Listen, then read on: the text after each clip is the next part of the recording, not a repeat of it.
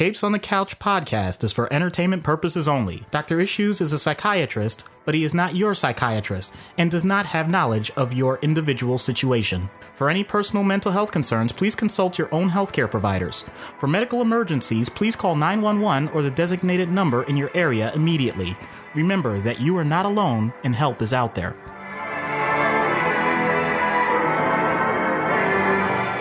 Hello and welcome to Capes on the Couch, where comics get counseling. I'm Anthony Sitko. And I'm Dr. Issues. This is issue number 41 about the one, the only, Captain Mar-Vell herself, CAROL Danvers. Yeah, she's kind of a big deal. Just kind of. So before the movie comes out this weekend, my wife and I will be going to see it along with my brother-in-law tomorrow night. Well, Thursday night, if you're listening to this on release day, Wednesday. So we are very, very excited to go see the latest addition to the Marvel Cinematic Universe. Neither my brother-in-law and I, nor I feel you, Doc, are intimidated by the notion of a strong, powerful woman. We are going to see the movie. We are going to enjoy it. And to all of the sniveling fanboys who are upset at some of Brie Larson's comments that she wants to see more inclusivity in representation in media and in the press corps. If you're upset by that, then you're the exact reason why everyone is calling for more inclusivity in everything. Well said. Representation matters. That's all I'm going to say, because that does not really reflect too much on the comics. So, but before we get started, as always, you can find us on our website, capesonthecouch.live. We are on all forms of social media at Capes on the Couch. You can also subscribe to our Patreon, which, Doc, by the way, I have a little surprise for you, and I held off until we were recording so I could get your authentic reaction. We have a brand new president level Patreon. Whoa. Yep. Okay. That's awesome. So we have officially maxed out our president level patrons. Ariel. Okay. Ariel, I'm not sure how she chooses to pronounce it, but she has joined the ranks of Brian and Matt as our $10 a month patrons. So much thanks and appreciation, Ariel. We are that much closer to live streaming our recording sessions, which, as I said, we will do if we hit the $50 a month. So we're in the mid 40s now. So if just a couple more folks choose to subscribe at maybe the $1 or the $3, the $5 levels, you get some early access. If you're at 3 and up, you get the uncensored content. If you're 5 and up, or even if you just want to do the $1 just to say, hey, I support this show, $1 a month, and we show us some love, you can go to patreon.com/capesonthecouch and subscribe. So, Ariel, we will be reaching out to you. I already sent you a message to ask if you have any suggestions for who you want to see done in the remainder of our March episodes, because aside from Carol and next week, Monica Rambeau, we are not married to the idea of our last 2 episodes this month, and we can just bump them for later. I just want to say I am grateful that she is part of our world. Oh. You may have just guaranteed that this will be the only month in which she subscribes, because after a comment like that, she may just pull her Patreon subscription. Hey, you pay your money, you take your chances. All right, that's fair. That's fair. I suppose I'm sure it's not the first Little Mermaid joke she's heard in her life. So I just wanted to give her a special shout out and thank you very much. And also our weekly podcast recommendation is AnxZenity this week. Gerald's battle with anxiety and panic disorder that he catalogs throughout the show. Just he says at the beginning of the episodes that they are in chronological order as he describes his history. So this is a show in which you definitely want to start with episode 1 and work your way through. But in any case, he's at anxzenity.podbean.com. That's ANXZENITY. So I guess he's combining Zen and anxiety. So that's sort of where it comes from. You can also check him out on Twitter at AnxZenity. So thank you, Gerald. You've been a big fan of the show, and we'd just like to sort of return the favor. And you can catch us on all your major podcast platforms and venues. And if you listen to us on a platform that allows you to rate and review, please like, subscribe, rate, and review our show, and we will read your reviews on the show. Yep.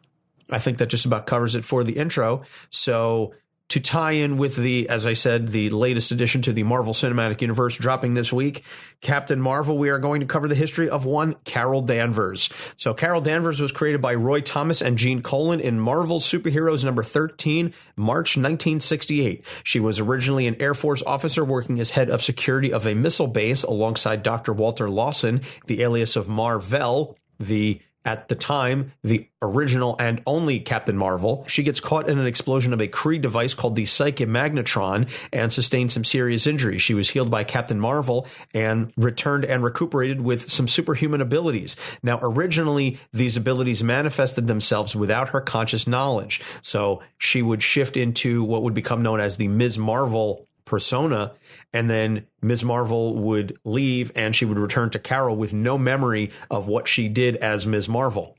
That sounds like the definition of dissociation. If you mention dissociative identity disorder, I swear I will end this podcast right now. I'm not going to say it. Good. But you just did? Wow. Okay. Then again, I was going to say if my pun didn't get it, then Ariel's going to leave on your pun. But if she subscribed and became a patron, then she's used to the puns by now. Yeah, she knows what she's in for. So anyway, Carol's now calling herself Ms. Marvel, and she works as a human Kree hybrid and joins the Avengers. So in Avengers 200, she gets kidnapped. This is one of the most, dare I say, controversial storylines in Marvel history, and certainly with respect to CAROL Danvers as a character. In Avengers 200, she gets kidnapped by Marcus, the son of Immortus, and she is brought to an alternate dimension where he uses machines to seduce and impregnate her. Their son rapidly ages to another version of Marcus. He takes her back to the alternate dimension after the Avengers believe that she's fallen in love with him. So there was a matter of impregnation against her will. I don't think it's a stretch to say that's a huge problem. She returns to Earth after Marcus dies, and she's attacked by Rogue, who absorbs her powers and memories. And that's a whole other situation because that's where Rogue gains, frankly, a lot of her powers and later issues from, is Rogue definitely struggled with the notion of CAROL living in her head for quite some time. She confronts the Avengers and blames them, basically saying that they did nothing to stop Marcus from brainwashing her. And she goes after Beast and a number of the other Avengers because she basically says, you all were very happy that I was pregnant and I fell in love with this guy, even though you knew nothing about him. And he took me away to this alternate dimension and none of you did anything to stop. And they were all like, but we thought you loved him. And she said that basically you should have known better.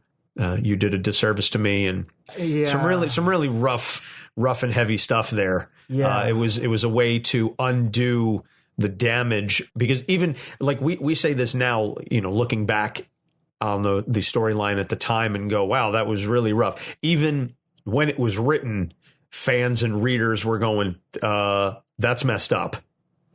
Yeah. So even in the era in which it was written, which was the 70s, late 70s, there was still this notion of, she got raped. Is no one going to talk about this? Yeah. I realize that creative license allows for uncomfortable situations to be written and drawn and expounded upon. But I always wonder in these circumstances, was there someone, I think in most organizations, there should be someone who's not considered quote unquote professional that can just pull the people in charge aside and say, I'm not so sure this is a good idea. You mean like an HR department or literally any woman? Yeah, pretty much. Yeah, it was definitely a boys' club at Marvel at the time, and that's why they were able to get away with this. And I put that in air quotes. So she lives without her powers for a while, and she helps the X-Men as a pilot, because this is after Rogue not only absorbs the powers, but she basically stole her powers from her. So she gets experimented on by the Brood, and she gains the power of a star and becomes known as Binary. Then she later loses those powers, and she uses the name Warbird, and she becomes an alcoholic after getting depressed about the loss of power. And Tony Stark actually is very helpful in guiding her back on track because of Tony's well-documented struggles with alcoholism. And if you want to hear more about that, you can listen to our Tony Stark episode. Absolutely. Now, to just briefly comment on this, I think instead of ragging on all the missteps they may have taken with storylines, I read this one. I thought it was excellent. I thought it was realistic. I thought that having someone who is a peer support is a great way to go. Yeah, and it was certainly understandable that after all of this trauma and everything that she had gone through, that she would seek some sort of a crutch.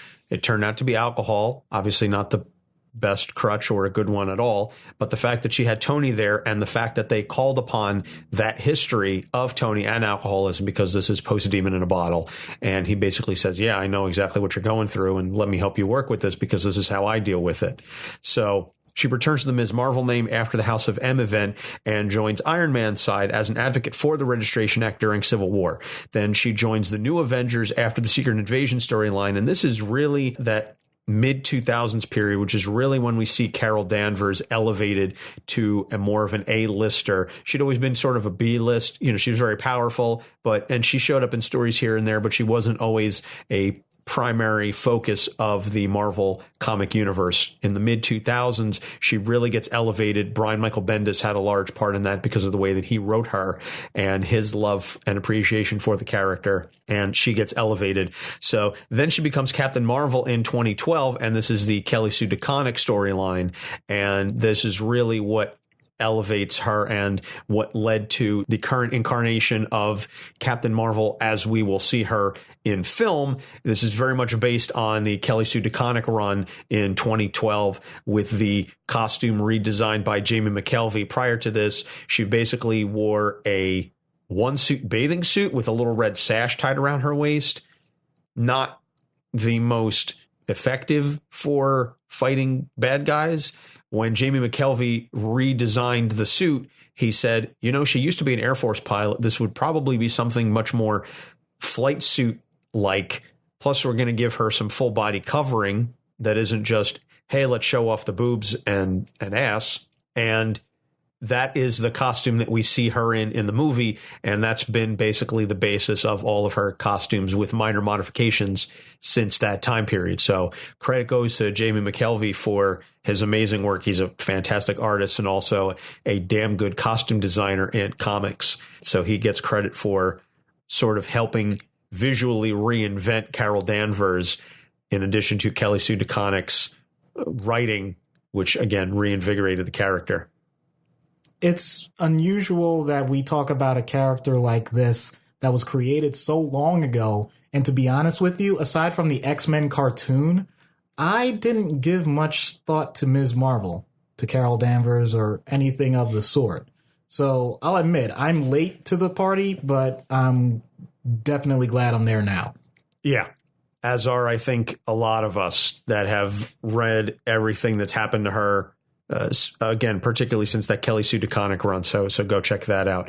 In Civil War II, she leads the heroes who want to use a precognitive powered individual to arrest people before they commit crimes. It's basically Superhero Minority Report. Shout out to Philip K. Dick. He wrote some great sci-fi stuff. He was a man well ahead of his time. So, and then it was revealed last year that her mother was Kree and that the Psyche-Magnetron revealed her latent powers rather than fused her DNA. And I'm wondering if that's how they're going to sort of pre-retcon before the movie, because I know that many times when a character is going to appear in an MCU film, their comic version is altered to more accurately reflect the new version of the character, because Marvel is smart enough to realize that way more people are going to see the movies than ever read the comics.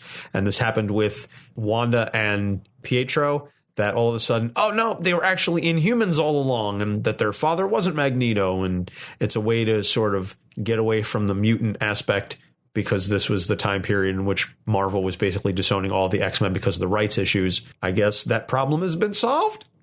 That's going to create some interesting points of, I'll say points of diversion, because you have to make the choice. Are you going to reestablish the things that you changed, or are you going to retcon a retcon?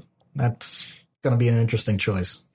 Based on past history, I'll say they'll probably retcon or retcon. So moving into Carol Danvers' issues, the first thing that I want to talk about is not a problem for her, but it's a problem as to how it's perceived by some. And I also think that this is very telling that we scripted this a while ago. And then, of course, all the stuff that's come out about the movie, that Carol's assertiveness is used against her by some men, either in the Air Force or in superheroing, that she's been a target because of her positive traits. And again, I find it telling that this happens to Carol in the comics, and we're seeing a related thing happen to Brie Larson, that a number of fanboys are saying that they're not going to watch this movie now because that they feel that Brie Larson doesn't want them to see this movie because they are twisting the comments that she made on the press tour. In fact, on my personal Twitter account, I got into an argument with somebody because of some things that I said, basically saying that if you're upset about this,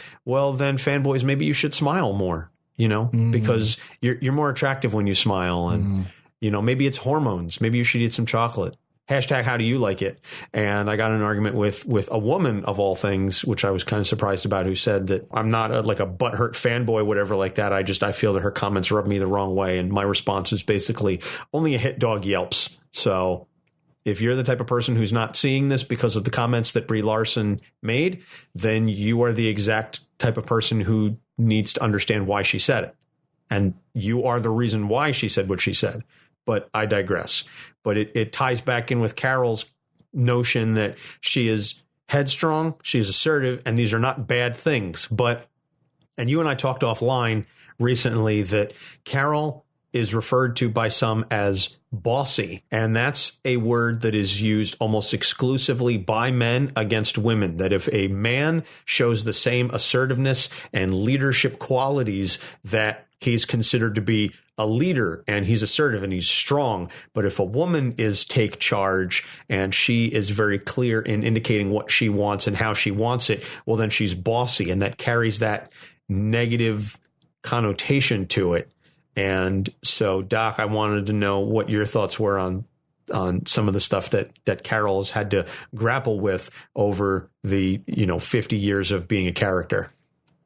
I'm not sure I can expound upon it much more than you did, but I'll try. I think that someone who attributes the primary point of humanity to their sexuality is going to end up in a situation where any challenge to the status quo is going to create conflict.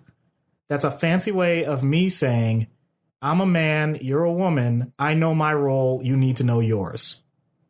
Anything that goes against that is going to not just cause friction between you and I, but it's also going to limit your ability to do anything in a setting that's predominantly men. So for Carol, her role as a fighter pilot in a military setting, you realize we're still grappling with this right now, right? Not just male, female, but transgender as well. This is something that is still being discussed. Decades after, in my opinion, it needed to be. The idea that women can be drafted just went through a court proceeding because women have been allowed to participate in the military for a long time. And even though we don't draft here in our country, in the United States, we don't have it right now. The idea is every man has to register if they are of age. And heaven forbid we have to reinstitute a draft. Well, there was a hearing that pointed out women are allowed to fight, and therefore women should be a part of the draft. These are basic concepts of what humanity is supposed to be. The fact that we as a society still have this as a problem or something that needs these clarifications, which is still only 100 years after women in this, it's still less than 100 years for women to have the right to vote. In other words, to have an open voice about how our society is handled speaks volumes. So let's shift the frame a bit. We're still having this discussion right now. This is the year 2019 or 2019, not to tick people off about that. Women get the right to vote in 1920. The idea that a woman could work outside the house really starts to take shape consistently in the 1950s and 60s. The idea that women can participate in athletic events, like running a marathon, that lasted until the 1970s. Almost Anthony and my lifetime. The idea of Title IX in sports is still something that comes up as a discussion. And now it goes so far as to say that we have female superheroes that are incredibly strong and may very well be the most powerful versions of superheroes is something that people can't wrap their head around. I was going to say that on a side note and a related note to that point, Kevin Feige has basically come out and said that Captain Marvel is the strongest superhero in the MCU. And I think that this film is going to showcase that, and we're certainly going to see her help battle Thanos in Avengers Endgame. And also, to your point, also going back to something that we didn't mention really in the creation, but when she became a superhero for the first time and she was originally known as Ms. Marvel, that name was not an accident. That Ms. was a clear indication of Ms. Magazine, Gloria Steinem, the feminist movement that took place in the late 60s in the United States that was definitely indicative of the rise of female power and feminism in the U.S., and Carol Danvers was very much a symbol of that. Part of what becomes a problem is that as women have taken a much larger role equal to that of men in multiple parts of society, there is a false assumption that the gain of that type of power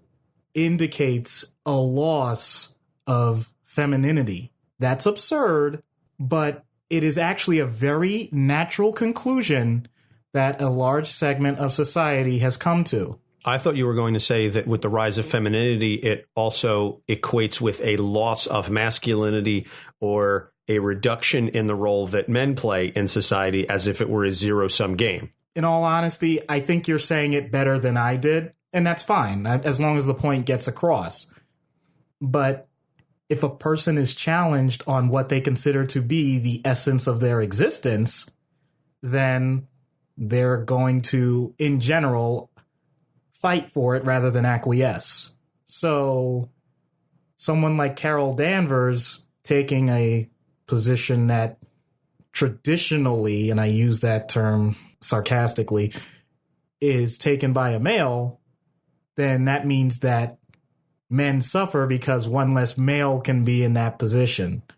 Once again, absolutely false. If you had a society of nothing but men, then you would think that all men would look to have what they consider to be their appropriate position, their occupation, their drives, their families, their motivations in life. And yet we don't look at it that way. You mentioned we look at it as a zero-sum game, as if the population itself isn't increasing, as if we don't look on a day-to-day basis for the general resources of what's needed to help society flourish, as if that has ever come into question.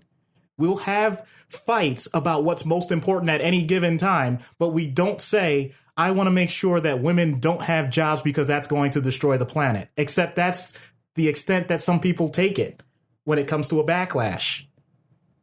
I think that that is irrational.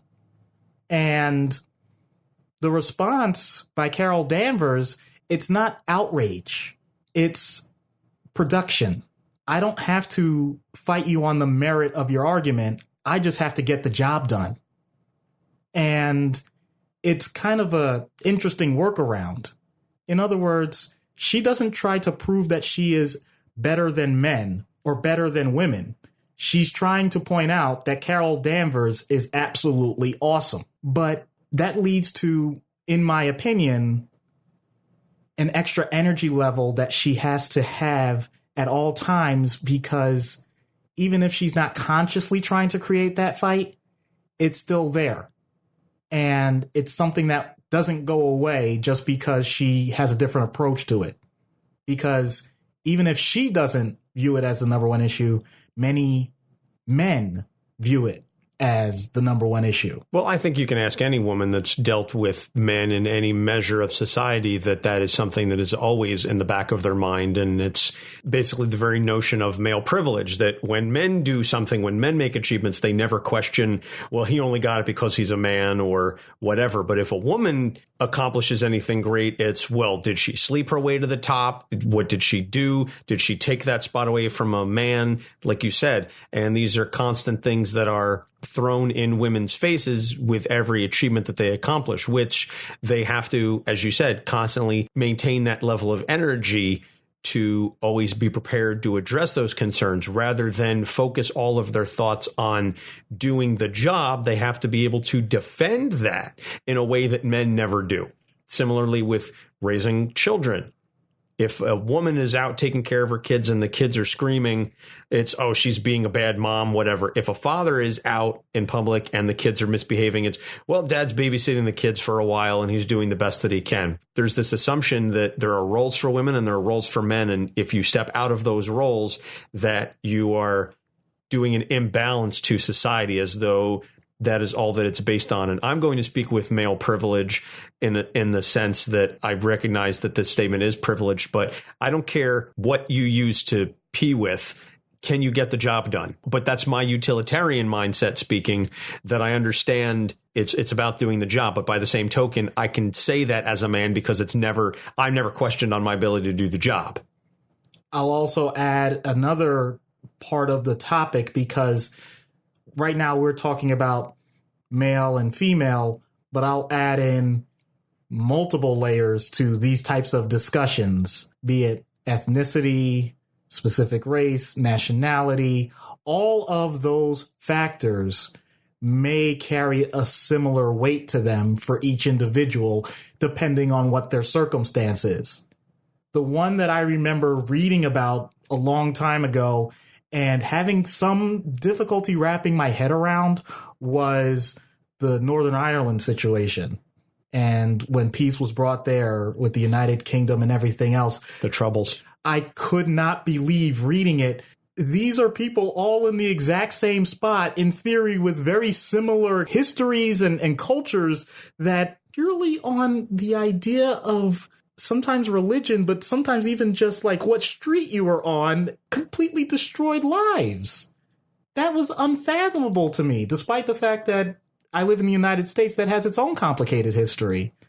But I realized that's not much different than that. And that's not much different than any movement that allows for a certain subset of people that feel like they are not being respected, trying to find a way to gain respect, and the status quo pointing out that they don't want things taken away from them, not recognizing that they're not losing anything. They're gaining allies.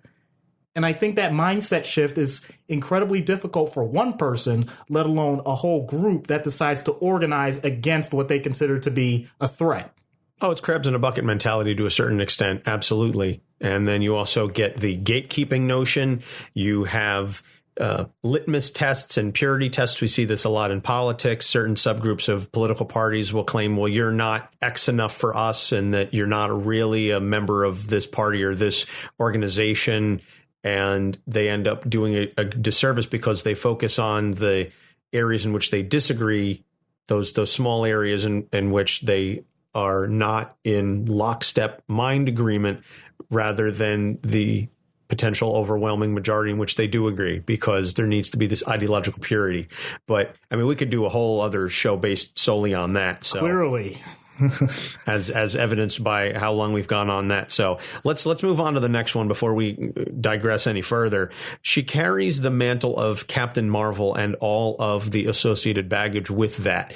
And this is something that, and we will mention it here. And then next week when we cover Monica Rambeau, we can also talk about the notion of a legacy character, which we've done a couple of different episodes on different legacy characters. But Carol is the latest Captain Mar-Vell, and everyone is sort of carrying on the legacy of the original Mar-Vell, who has been long dead in Marvel Comics and unable to, I guess, defend himself, quote unquote, or able to say much about the carrying on of that legacy. And whether it's Genis Vell, his son, or Monica Rambeau, or there's a couple other characters that have worn that moniker, there's a baggage associated with it because of Captain Mar-Vell and how amazing of a hero that he was, and everyone wants to live up to that standard, and that's not always an easy thing to live up to. And so I wonder if you can unpack that a little bit. The good news is you have a blueprint.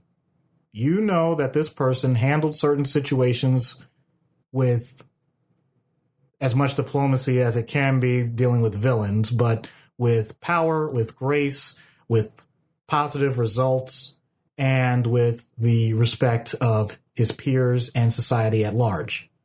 It's hard to get that total package, as we have seen throughout all comics.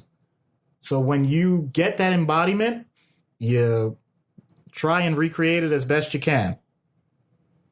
Carol didn't ask for that burden, clearly, and I know we've done plenty of episodes about that with Jessica Jones, where you don't know what you're going to get, but it happens to be something that's so incredibly powerful and overwhelming. I think Carol handles that part of it incredibly well. The difference comes from her personality, because Mar-Vell was the type to look at an overall situation, assess what he thought the right thing was to do, and act with that as his number one motivation. And you said it to me a number of times off the mic. What's Carol's motivation? F you, that's why. Exactly. She loves the idea of just getting done what it is she thinks she needs to get done. It may not be the ideal, but she can live with those consequences. Well, part of that is, and we did neglect to mention this during the background, is she is the only daughter among her family. She was raised with brothers, and her father had a sexist mindset and basically believed that even though Carol was the smartest of them, that because she was a woman, she shouldn't go to college, she shouldn't do this or that everything should be focused on her brothers, one of whom ended up dying in an accident that Carol was not able to help with. And she had an estranged relationship with her father. So a lot of this stems from, frankly, daddy issues. I hate to use that term because I find it to be kind of demeaning, but the notion that she was constantly seeking her father's approval that she could never get. And because he died before they could reconcile, she never really got that. So she is forever chasing that notion. And that's something that Kelly Sue DeConnick has talked about numerous times. But the idea that she is chasing her father's approval and she can never get it. So she's going to do the right thing, or she's going to act in whatever way she wants to, because screw you, that's why. Yeah, that. And we compare it and contrast against Captain America, who they get compared a lot to, not just because of the name, but because they are very powerful characters and they're often looked at as leaders. Steve does the right thing because it's the right thing to do. Carol does it because F you, that's why.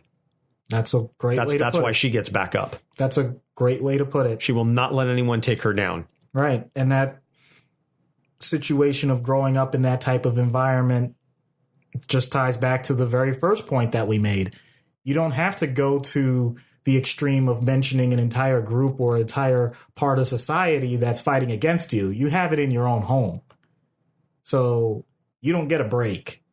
You thought that you overcame it just with how you dealt with your own family, and then to extrapolate that out to finding out there are multiple people in the world. This wasn't a one-off thing. In other words, you get a situation that you think you've handled and it's temporary, and you just move on to something else, and it just gets thrown right back that no, you're going to be dealing with this for as long as the situation and the conditions exist. By the way, those conditions continue to exist almost in perpetuity.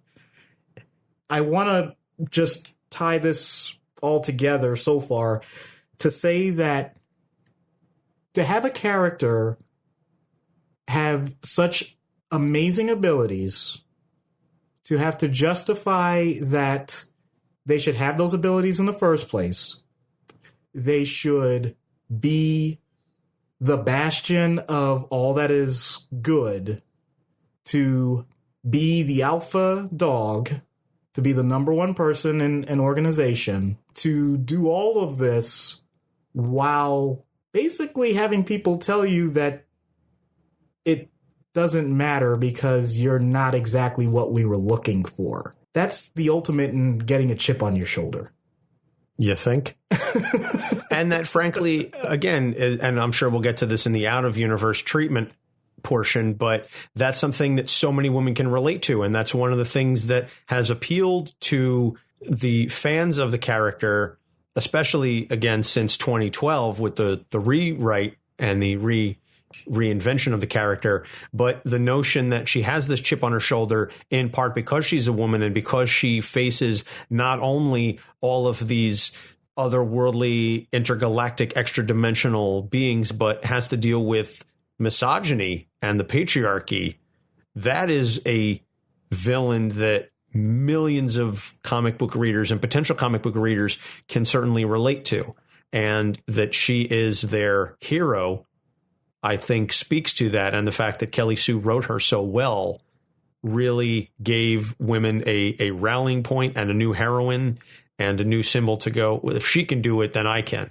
And you saw it recently in the red carpet for the Captain Marvel film with that little girl showing up dressed in the full Captain Marvel regalia and those amazing moments that she had with Brie Larson. That is what, again, going back to sort of what we were talking about earlier, but that's what representation is about. But the notion that it's stuff like this that will eventually, in one day, not in our lifetimes, realistically speaking, but maybe one day, hopefully, create an equal playing field. It's stuff like this that gets you there and that inspires the next generation to fight just a little bit harder so that they get that equality, and that maybe one day this will all happen and we won't have to ideally worry about stuff like this. Well, is the hero a man, woman, trans, cis, bi, heterosexual, homosexual, what have you, that none of that will ultimately matter. By the way, you're aware that we're taking a risk talking about all this stuff. And what I mean by that is there are several, I'm sure, listeners that have a very spiritual, cultural, religious background that have a lot of questions and a lot of concerns about the things that you just mentioned. And the fact that we're taking a certain stance on this may make them feel alienated. And to that, I would just like to openly say that we're not trying to make people change their minds, but we are trying to make sure that they are open to the fact that people remain people, no matter what else is going on with them. So I'm saying very openly that I think people have the ability to make their own adult decisions and do what they want with their life. And I do think that there are biological bases for things as to their sexuality, as to their aspirations and goals in life, as well as what they've gone through. The number of times I said nature versus nurture is wrong. It's nature and nurture. I strongly continue to hold that conviction. And if anyone feels that we are threatening in any way, then that's the wrong way to look about this. I'm extending an open hand for a handshake. I am not throwing my fist at you, because these types of conversations can get very uncomfortable very quickly if you're not used to having them. So my advice right now for everyone listening, we haven't even gotten to treatment yet. I'm not going to tell her to change who she is. I am not going to tell her who she should look to as a great female role model or male role model in those categories. I'm not going to insult her intelligence. I am not going to tell her that she needs to be more of a female, because that was a fear when we first chose this character, that people would get the idea of, oh boy, Doc's going to set, someone like CAROL Danvers straight. And I want to make it clear that she does a great job, and we're just looking to see how we could add an extra boost. That's it. So if we lose some listeners because we're very open, candid, and honest about what we think is appropriate for people living their lives in a mature, sophisticated, and productive, happy way, then by all means, make sure that you get your own counseling and find out what it is that you can do to have a similar life? You were way more tactful and political than I would have been about that type of situation. I already know that. Fair point. Fair point. So let's move on to the last thing. I want to talk about the Marcus incident. So much has been said about it. Articles have been written. It's been discussed ad nauseum for the last 30 something years. And this, again, even in and of itself, the fact that we talk about this as a major incident for her is in and of itself male privilege, because something like this sexual assault and the impregnation, certainly impregnation is something that is exclusively female in nature, but the notion of sexual assault is almost always spoken of as something that happens to women. They're victims of it. And the language that we use is almost exclusively very patriarchal in a sense. And it's sad that we continue to have this discussion about this, that, if we really want to make a female character's backstory tragic, let's throw some rape in there. There's a whole TV trope about it. But the fact remains that it happened, and I think it would be ill-advised if we simply ignored it. So some of the fallout from that Marcus incident certainly stuck with Carol for a number of years. And if you would dare to take a crack at it, I'd be curious to see what some of your thoughts were as you prepare yourself. And this episode, I think, really more so than any of the other ones we've done, is definitely one of the hotter topic-wise. So I'll be very curious to see what some of our fans think of it and how they react. Right. In a situation like this, I'm going to touch on the idea of sexual assault as trauma and the possible responses to it. So I apologize if it comes across as too general as opposed to directly dealing with the character of Carol Danvers. Time and time again, it has been shown that rape is a crime of power before it is a crime of sex. In other words, it's not just a matter of the person trying to obtain stimulation. It's also to fill a void of dominance, usually. I am also well aware that male on female rape is the most talked about, but there are other iterations, and any person can rape any other person, and it does happen. It's horrible whenever it happens. I want to make sure I mention some things that over decades have become myths, and I want to dispel them. If a person is in a long-standing relationship with another person, then yes, rape can still happen. If a person is married or in a civil union with another person, rape can still happen. If one or more people are intoxicated or under the influence of certain substances or medications, rape can still happen. If a person no longer gives consent to a sexual act and that sexual act still happens, it is rape. Are we clear on this? I'm clear. So I know we probably should have thrown up a trigger warning at the start of this episode, or at the very least at the start of this discussion, because I'm just realizing now that if any of our listeners have dealt with sexual assault in their personal lives, this may be a little difficult to hear. Certainly, we apologize for that.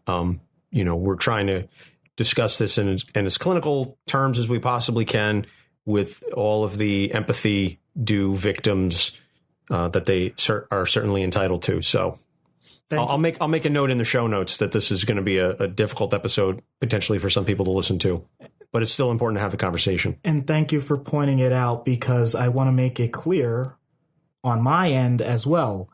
I am not blaming anyone who has been a victim of sexual assault. You did not deserve it. You did not put yourself in a situation where that should have happened. So now that we've got that out of the way, let's say an event like that has happened. I'm going to go back to the basics here when it comes to making sure, first of all, that you are safe. If at all possible, contacting someone that you know that you consider to be a positive influence in your life is a great way to go.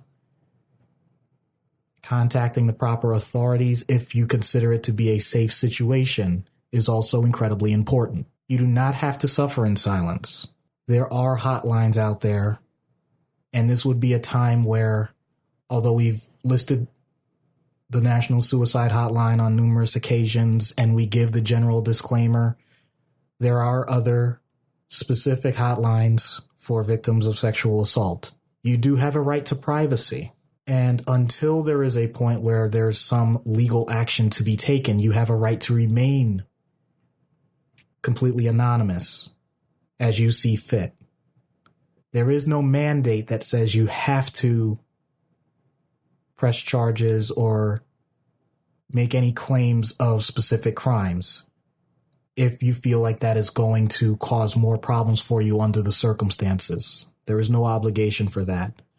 We have well established, however, that the number of cases that have occurred are way, way underreported.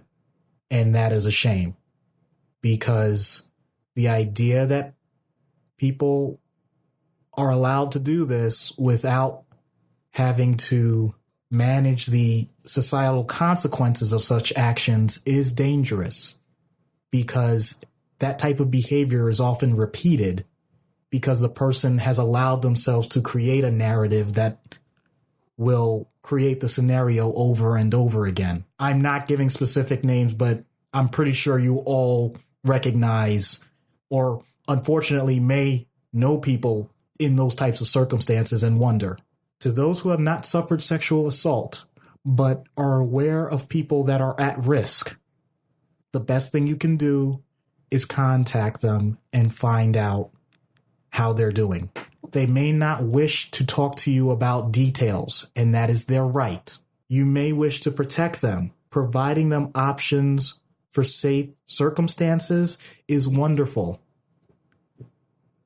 But I can tell you that mandating such circumstance or such opportunity without consideration for that person's emotions and choices is not beneficial. Once again, I apologize for not specifically going through the Marcus incident with CAROL Danvers and her responses to other heroes and how she felt.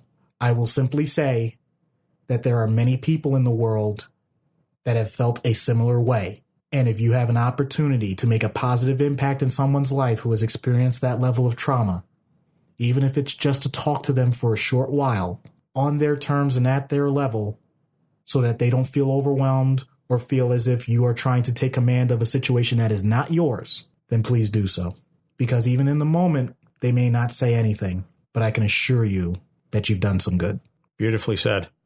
I think that was comprehensive, or at least as comprehensive as we can be in the short time frame and circumstances that allow. And I don't really know what else can be said. So let's try and follow that up now. Of course, now this is like a, well, the Nemesis is Lincoln, how was the play type incident, but treatment, starting as we always do with in-universe, treatment of CAROL Danvers. What would you, and I feel like this is one of those situations where you would say that you are just trying to make Carol a better hero and that you're not really trying to fix her. And you alluded to that earlier, that you're not going to tell her who she should be or how she should act, etc., but rather just how to cope with some of the things that she has dealt with in a way to further improve her and make her more effective, more efficient, and just generally improve her life. I think that would be a fair, based on knowing how you've gone for the previous 40 episodes. I think I kind of have a general idea about how you're going to go with this. Yeah. But so I'll let you take the wheel. Sure. So we've established that Carol has done a lot, been a good hero, great hero.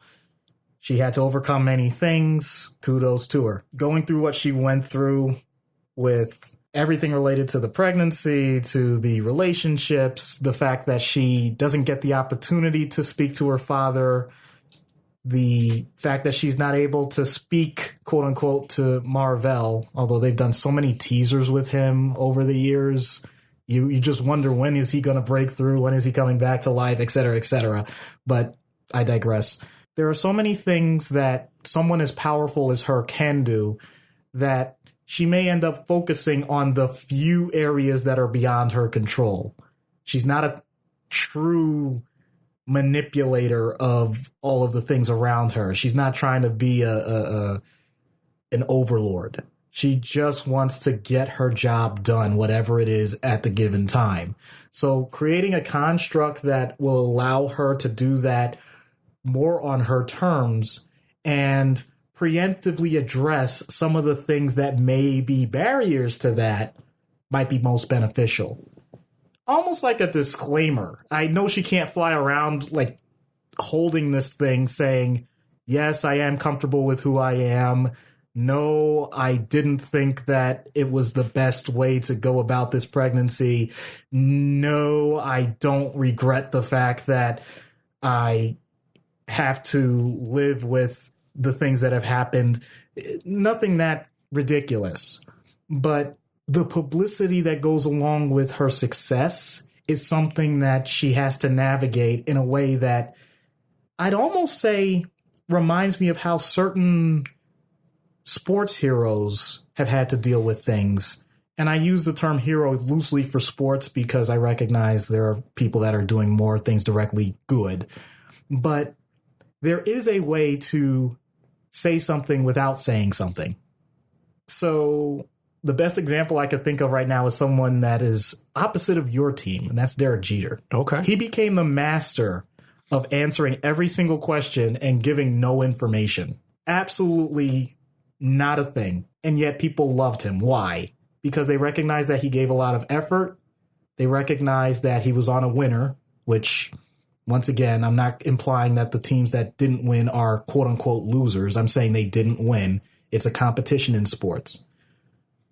Carol Danvers doesn't even have that aspect to deal with, but she does have the greater societal aspect to say that if you want to talk male versus female, quote unquote, versus, then she's on the starting, quote unquote, losing team. And she's always had to prove that she's the winner. Well, at this point, the evidence is overwhelming that she's a winner. So now she can scale it back with that. She can actually say, look at my track record. You point to that, literally scoreboard. And that's enough. If people want to get into details and fight with her about it, she can get into the weeds. But once again, how on earth does throwing yourself in the barrel as another crab end up helping the situation? So learning to take that step back and giving yourself the opportunity to pick and choose your spots as to where you get into those types of discussions goes a long way.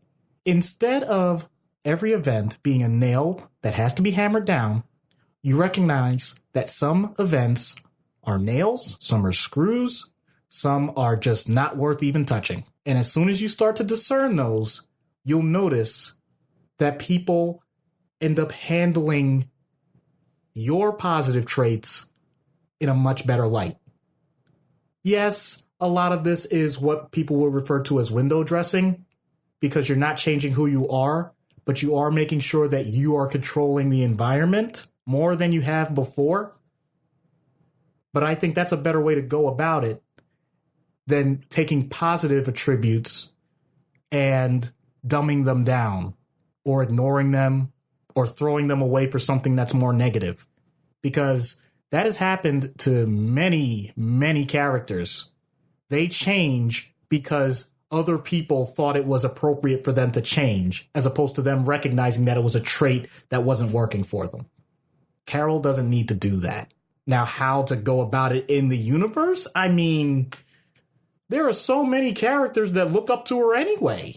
So I don't think it's that hard in that sense. I don't think you need a lot of extemporaneous situations other than having a good writer. This is one of those where I would rely on the fact that people in totality recognize good when they see it. They really do, if they give themselves the opportunity. She now is at the forefront of the universe, and every action is being scrutinized. She doesn't have to worry about how many of them she gets right. She just has to make sure she promotes that the good that she's doing at any one moment is the best that she could have done, because she can live with those consequences. For what it's worth, I respect Derek Jeter. Aw, thank you. The Red Sox suck. You know, I was trying to be polite. I was trying to be genteel. Yes, I know. Tactful. Yeah, forget that. No. You guys just won a championship? You kidding me? No. No. No olive branch here. Wow. Okay. Way to piss on my cereal then. Yeah. Had to be done. By the way, that's kind of my point. It's not that you change what you believe or your personality. It's that you know how to do it with more tact. I purposely ignored that tact. And at that point, I'm pretty sure there are plenty of listeners that were like, either, yeah, way to go, Doc. Yeah, or, wow, Doc is a real jerk. That was inflammatory. That's the opposite of what I would do if I were Carol Danvers in that moment. The way I would have or should have said that to you is, I know it was difficult for you to say that, and I greatly appreciate it, because I know the Red Sox won this year, but I guarantee you the Yankees are going to be back, and, we're really going to get you next time.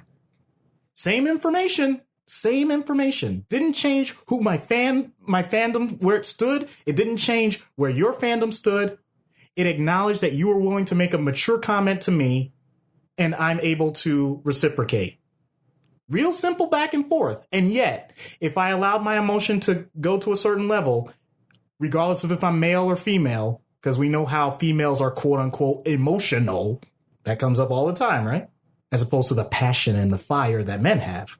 Just that slight change makes all the difference. And Carol learning to do that goes a long way. I thought you were just going to make a comment about how you said all these wonderful, nice things about Carol, and I was still hung up on the Derek Jeter thing. No, because that is a very important thing.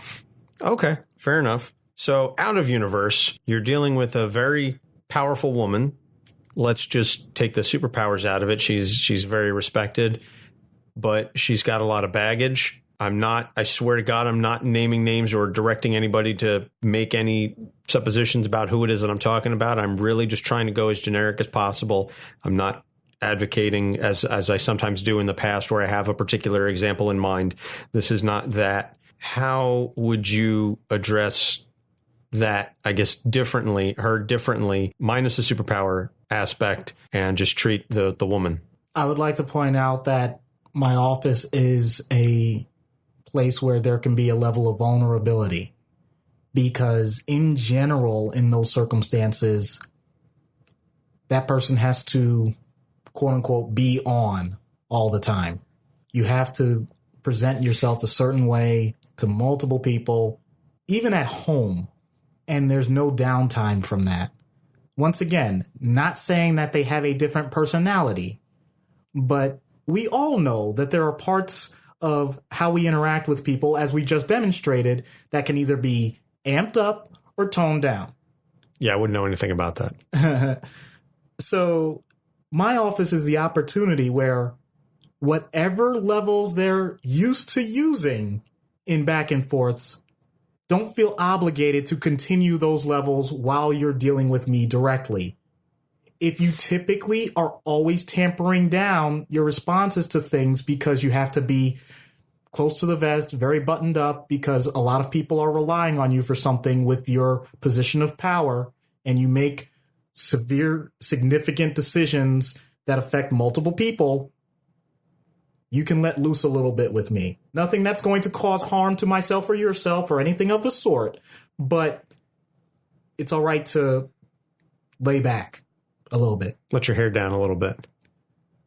If you have hair. But anyway, on the other end, if you're in a situation where you are meant to be a firebrand and you're used to having to cause controversy or create situations of large discussion, and people are relying on you now that you're representing a large group of people, maybe it's generational, maybe it's political, cultural, financial, I don't know, whatever category.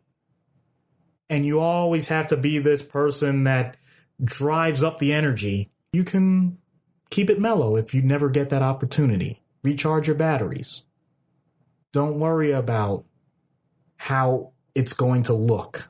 This is all confidential stuff in these sessions. So whichever end of the spectrum the person is dealing with, that's the way I would go. I would let them know that that's their right. And they may not believe me.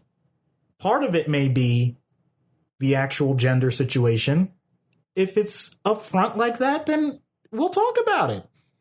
If it's not as much of a problem, great. And if there is a situation, to tie it back once again to the CAROL Danvers discussion, if there's a matter of sexual trauma and it's something that they're comfortable talking about, as with most forms of trauma with PTSD or whatnot, then I give them the opportunity. If they don't want to discuss details, that's fine. If they've never had the opportunity to say anything, and this is their opportunity, then go for it. My number one skill during this is to listen. I may give positive feedback. I may give suggestions on how they can feel better about themselves, or if that's totally fine and they're comfortable in their own skin, I may give suggestions as to what may help them in their day-to-day lives so that they get better results than what they're already doing. But my point is, I want to make sure it's their opportunity to empower their lives in a way that they're not able to do because they always have to be on, whatever on means for them in that moment. Give them the power to show all sides of themselves, not just the one that they've had to use to fight for so long. Yeah, I know a thing or two about being on in my life. I feel that just by virtue of my personality, when I'm in a social situation, a lot of people will look to me to be the one to spark the discussion, to bring the party with them or other things. And I know that sounds a little egotistical to say that, but just by virtue of the social circle that I run in, I'm typically looked at as being that type of person. And there are times in which I don't want to be that person, or I'm not in the mood to be on. And then I get, are you okay? Something wrong? Are you sick? Whatever. And then I feel that I have to bring that energy and be on so that other people will not worry about me or question themselves. So it can be draining. And so I certainly do understand and appreciate where that comes from and how someone like that would be appreciative of having that kind of safe space where they can be the mellow type. They can be a little more pensive. They can take things slower, more quietly, etc.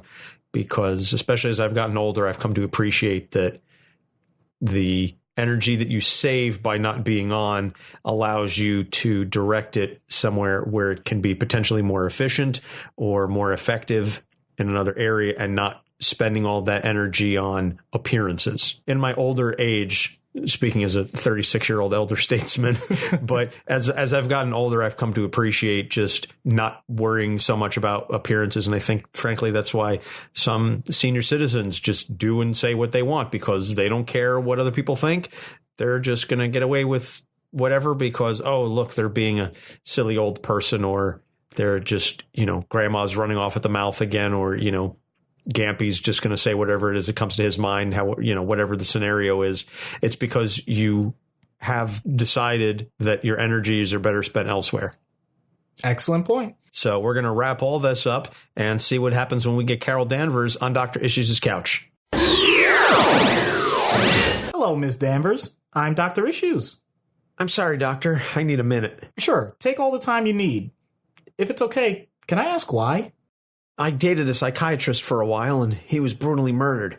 Every time I talk with a psychiatrist, I can't help but remember Michael. It's been a while, but the memories come back, and I can't always stop them. I'm so sorry for your loss. It was really rough because he was killed specifically to get to me. If we weren't together, he'd probably still be alive. That does sound like a heavy burden. How do you honor his memory? By fighting the good fight. By being the best version of myself I can be. He wouldn't ask for anything more than that. Excellent. It sounds like you've given the proper thought to this. You're not the first one to ask. I realize you must have had so many experiences in your life, including that one where there's a lot to unpack. I apologize if we've gone down a road you didn't intend to. If there's something else that you'd like to discuss, otherwise be my guest. It's fine. I like remembering him, and it is what it is. What I wanted to talk to you about is being a leader. All right, I think we're getting somewhere. What do you think your role is as leader of a team? That's just it. I'm not always certain. For years, I was doing my own thing, or I was part of a group but not the head. So I didn't have people answering to me, and I didn't have to always set the tone for everyone else. I could be myself and not worry about the impact. Now I have other heroes under me, and there's a structure there. I feel like I'm chafing sometimes, like I can't always go out and just bust heads because it will interfere with a larger plan or something. Wow. Okay, do you have a mentor? I had one, Mar-Vell. That's why I have the name that I have. He was great. I miss him. Well, then I'm kind of repeating an earlier question, but it's directly related to what you just said. How are you honoring his memory? The same way I honor Michael. Fight the good fight. Help people. And that's why I carry his name now. It's always been a way to honor him. Are there things that you do differently than him when it comes to being a role model? He was just so good at his core. He did the right thing because it was the right thing to do. I do the right thing because, screw you, I'll show you I can be good. So, do you want to feel more like Mar-Vell? Well, I'm not really interested in dying. Touché. What I meant was... I know what you mean. A little gallows humor. Sorry. I guess what I really want, what I really like, is the approval. Someone saying, good job, you know? It sounds like you never got that. Well, Dad wasn't always the best when it came to approval, at least not for me. My brothers, sure. Me, not so much. And why do you think that is? Because he was a misogynist. He didn't think women could do anything outside of the home. And I wanted to prove to him, still do, that I can be so much more. Well, by any objective measure, you certainly exceeded the mark. But he doesn't know that. He never will. Then I didn't realize that door was closed. Yeah, he died a few years ago. Never got to show him what I could do. Never got to show him who I really am. Who I became. So, who are you trying to show it to now? Okay, it's okay. You don't have to have someone in mind, because you're going to show it to Dad right now. What? I'm going to give you an empty space. If it makes it more personal, it can be a chair. That's your dad. Anything and everything that you wanted to say, you're saying to him right now. If you're not comfortable right now, do it at any point that you feel it's necessary. Anywhere, anytime. Seriously? Just talk to the empty chair like it's my dad. Go ahead. Hey, Dad. How's it going? This is stupid. Keep going. So, how have you been? How's heaven? Are you even there? Wherever you are, I'm sure you're having a beer. Always good for one of those. Is Steve there with you? I miss him. So, guess what, Dad? I'm Captain Mar-Vell. That's right. I'm a bona fide superhero. I've saved the world. I've saved you. Saved you more times than you could count. Except for that last time. Couldn't save you from cancer. Couldn't save Mar-Vell either. Cancer. That's one fight I wasn't there for. I probably should have been. Even if just for Mom. You know, she's been so strong since you left. She has to be. Not that you gave her much choice. She's stronger than you could have ever seen, even when you were here. That's where I get it from, I guess. You know, it's because of you I joined the Air Force. You didn't think a woman should go to college or have a job or do anything important. Because you just had to be the big macho man and women couldn't do anything without a man. Well, I've done plenty. And I've done it without you. How do you like that? Is that good enough for you, Dad? Am I as good as Steve and Joe now?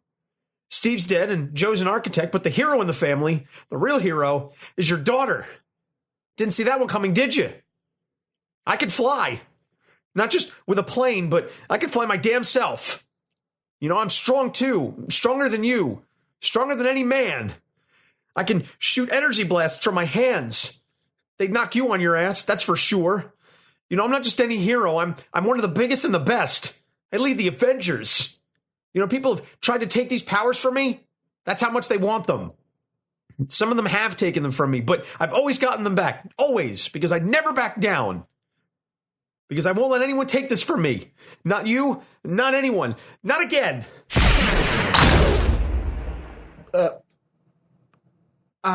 Damn, Doc, that felt really good. I didn't think that would work, but it did. You're welcome? Thanks. Next time I need an outlet like this, I'll give you a call. Please give me as much advance notice as possible. We need to reinforce the room. Sorry about the damage. Send the bill to Avengers Tower. Tony will pay for it.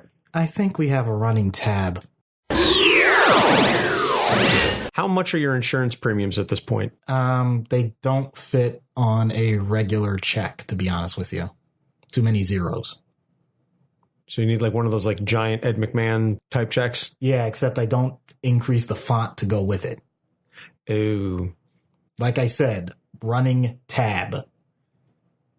Yeah. Tony should really chip in more if he's going to be sending the Avengers over here to talk to you. Yeah, well, I'm still waiting for my next session with him. If you go back to that episode, you know how that went. Yeah. Hopefully he's dried out since then. Oh, yeah, I don't think that's much of a problem. At least nobody wants to mention it anymore. True. So I think this was certainly much more in-depth and heavy than we initially anticipated. I don't think when we plotted out how or what we were going to talk about that we envisioned it would go quite like this. No, I didn't think it would go this way either. Not in a bad way, mind you, just that this episode definitely turned in a direction that we were not expecting, although I think it made for some fascinating and excellent points. And I really sincerely hope that our listeners take something away from this and that you take just a moment of little self-reflection if you feel that anything we've said has registered with you. I know that this happens to me on the regular, that I will often take the time to say that I used to think this way or I had these feelings at one point in my life, and I've done my best to try and recognize moving forward some changes that I want to make, because at the end of the day, all we can try to do is be the best version of ourselves that we can be, but we can't really get there unless we're willing to examine who we truly are and how we got there. And that implies having a lot of very difficult discussions and a lot of self-reflection. And not everyone is willing or able to make those kinds of choices or have those thoughts all the time. And you don't have to have them all the time. You don't have to be on a constant journey of self-discovery, because that can be exhausting.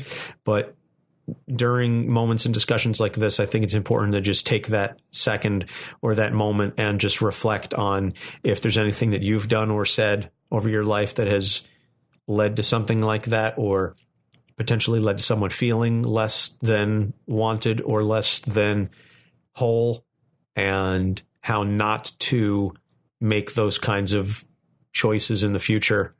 And certainly, by extension, that no one makes those choices that make you feel anything less than yourself. So if there's something in this episode that resonated with you or really stuck out with you, or if you think that there's something that we said that was really out there or incorrect or wrong, please, we love the feedback, good or bad, because, and be honest with us, because we're not going to improve the show, or we're not going to improve as human beings unless we are frank and honest with each other. So please send us an email, capesonthecouch@gmail.com. You can tweet at us at capesonthecouch. You can comment on our Instagram at capesonthecouch, or you can comment in response to the Patreon listing if you choose to subscribe, or once the episodes go public, you can comment on them.